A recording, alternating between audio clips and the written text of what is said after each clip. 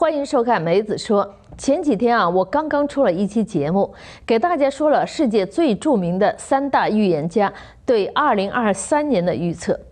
今天呢，我要补充一位美国预言家对2023年的预测。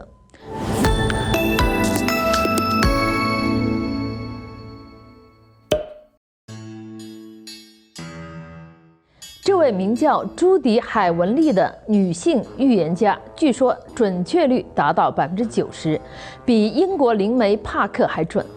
那么，为什么以前我们没有听说过这个朱迪·海文利呢？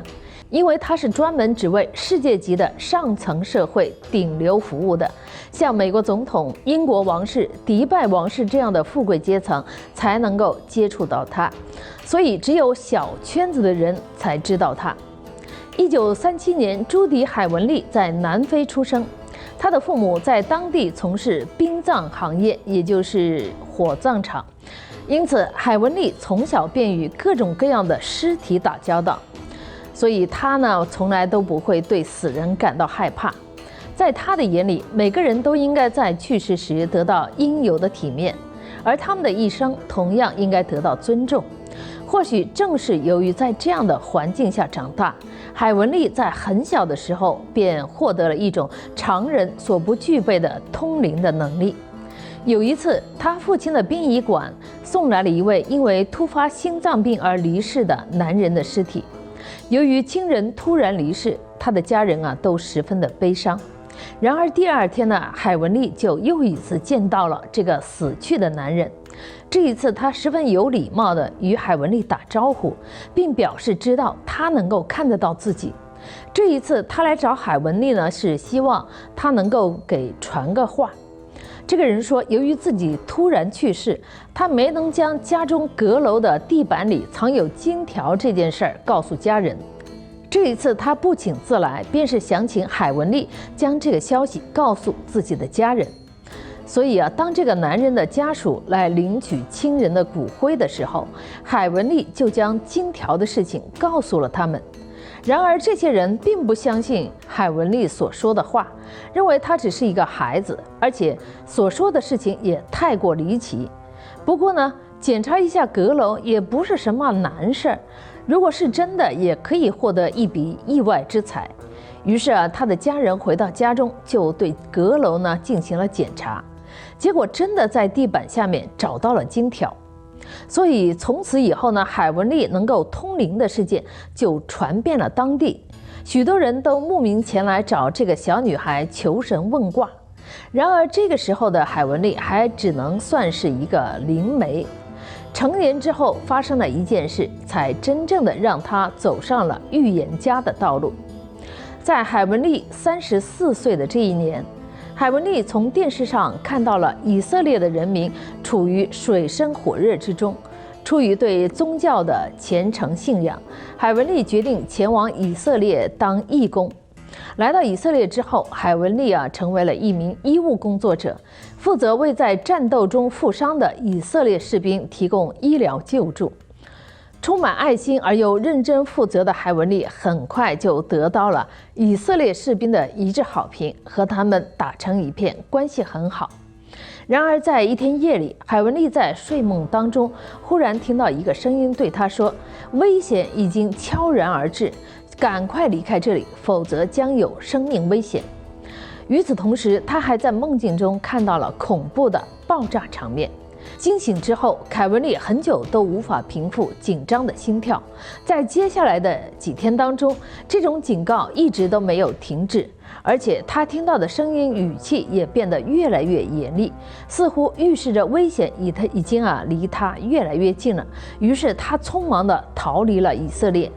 他离开之后呢，海文利原来所在的部队便遭到了恐怖袭击，许多曾经的战友和病友都在袭击中遇难身亡。得知此事的海文利懊悔不止，如果他当时能够将自己看到的幻象分享给他们，或许就能够帮助大家摆脱这一场灾难。这次事件之后，海文利便又获得了一个新的能力，就是可以看到即将发生的事情。对于这个能力呢，海文利依旧不敢声张，直到有一天，他看到了耶稣出现在他的面前，而且告诉他，预知未来是上帝对他的恩赐，他应该好好的利用这个能力去帮助更多的人。从那以后，海文丽就开始了游历世界各地，利用自己的预知能力为人们提供帮助。据说他曾经凭借自己能够透视未来的能力，帮助生活困苦的人，买彩票获得了16亿美元。海文丽名声大了以后呢，全球的精英政要全都慕名而来，希望能够从海文丽这里得到启示。而海文丽收取的费用是相当的高昂，每小时1万美元。即使是这样，也是有很多人排队。曾经的美国总统里根就是海文丽的客户之一。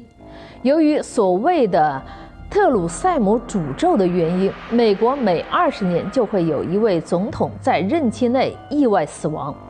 在里根之前，已经有7位总统应验，而他本人却在遇刺之后死里逃生，这和海文丽的帮助有很大的关系。那么特库姆塞诅咒是什么呢？这个故事开始于16世纪，美国有一段屠杀印第安人的历史。当时5月花号带着一群贪婪的英国人来到美国，他们从欧洲来到新大陆谋生，他们杀害印第安人，霸占他们的土地。印第安人也拿起弓箭来保卫自己的家园，双方爆发了许多暴力冲突。美国独立战争以后呢，美国白人开始武力统一全国，印第安人被彻底的打败了。白人给残留下来的印第安人建立了保留地，像圈养动物一样圈养起了印第安人。这些印第安人非常仇恨入侵的欧洲白人，其中有一个部落首领特库姆塞在印第安人中间威望很高，但是他被当时的美国将军威廉·哈里森杀死了，当地的印第安人也都被屠杀殆尽。这个部落首领特鲁塞姆的弟弟呢是个巫师，于是他愤怒地诅咒美国，说以后每20年当选的美国总统都会在总统任期内死去。这个诅咒真的应验了。1840年，威廉·哈里森将军，也就是杀死部落首领特鲁姆斯的那位将军，当选为美国的第9任总统，并于1841年3月4号正式就职。可能是心情非常愉快那一天迎着大风，哈里森发表了一段很长时间的就职演讲。然而哈里森就因为这一次演讲呢中了风寒，住进了医院，整整1个月。哈里森的病情不见好转，反而越发的严重了。1841年的4月4号，风寒引发的严重肺炎就夺走了哈里森的性命，而这预示着印第安诅咒的开始。但是骄傲的美国人并不相信诅咒的存在，直到第一个20年来临，也就是1960年，亚伯拉罕·林肯当选为美国第16任总统。不知道是出于爱与和平，还是出于对印第安诅咒的恐惧，林肯开始紧锣密鼓地推行起了节日法案，并于1863年正式将每年11月的第4个星期四定为感恩节，纪念那些帮助当初到美国大陆的英国人安家的印第安人。似乎是林肯的诚意感动了印第安人，使得他安全地度过了4年的任期。美国人打心底里舒了一口气，也许诅咒根本不存在。为此，大为收获民心的林肯连任了。然而1865年4月14号，林肯在华盛顿福特剧院遭到了暗杀。伴随着林肯遇刺身亡消息的传开，美国的天空似乎被蒙上了一层神秘的面纱。不少美国人逐渐相信了诅咒的存在。1880年，詹姆斯·加菲尔德当选为美国第20任总统。4个月后，也就是1881年7月2号，加菲尔德在华盛顿波托马克的车站被人刺死。硬扛了2个月后，加菲尔德于1881年9月19号离开了人世，年仅50岁。1900年，有繁荣总统和工人之友美誉的威廉·麦金莱在大选中连任，成为了美国第25任总统。就任6个月后，也就是1901年9月，威廉·麦金莱在出席泛美国际博览会时遭到枪击，历时9天的抢救也没有能够挽回麦金莱的生命。1920年，沃伦·哈定当选为美国第29任总统。这位总统与朋友的夫人保持了10多年的地下恋情，引起了他妻子的强烈不满。1923年8月2号，哈定病逝，医生给出的结论是中风，但是有人说是他的妻子为了报复而下毒毒死了他。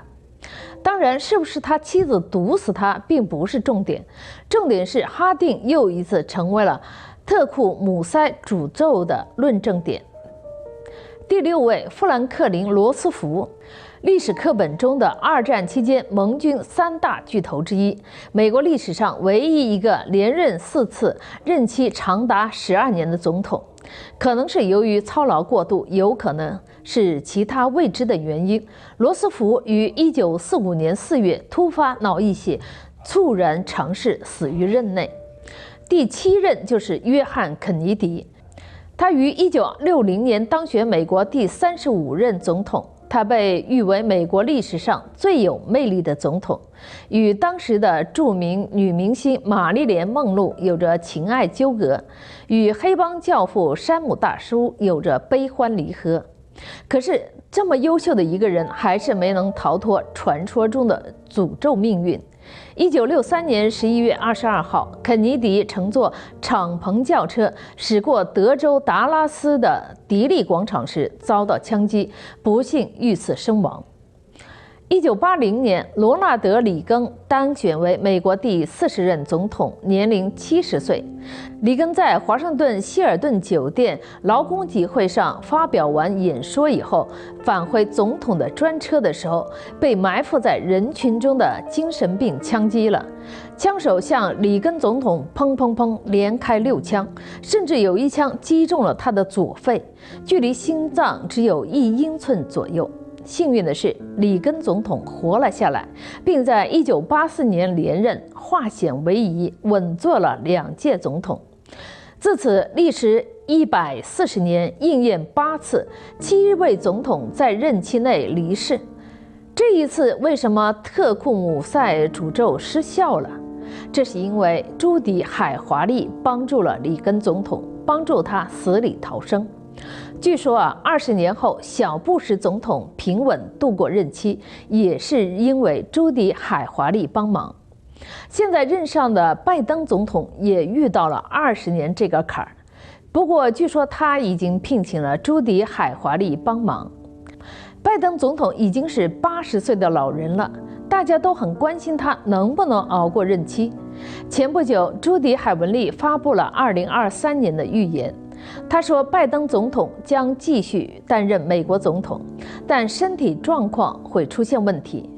美国的经济在2023年年初会温和的衰退，但到了2023年年底就能够恢复正常。受俄乌战争的影响，全球将出现大范围的粮食短缺。这一点在前不久的那一期3大预言家的节目里，3位预言家就是保加利亚神婆、印度神童阿南德和英国灵媒帕克也都预言了明年会有全球的粮食短缺问题。看样子这个问题是一定会发生的是今年2023年，因为现在已经是2023年的1月了。那么朱迪·海华利还说什么呢？他说，新冠的疫情将会持续，但不会再引起大的恐慌，就是说我们将长期与病毒共存。总体而言，2023年将是充满挑战的一年，同时也是充满希望的一年。好了，今天的梅子说就到这了，欢迎订阅我的 YouTube 频道并开启小铃铛。感谢您的收看，再见。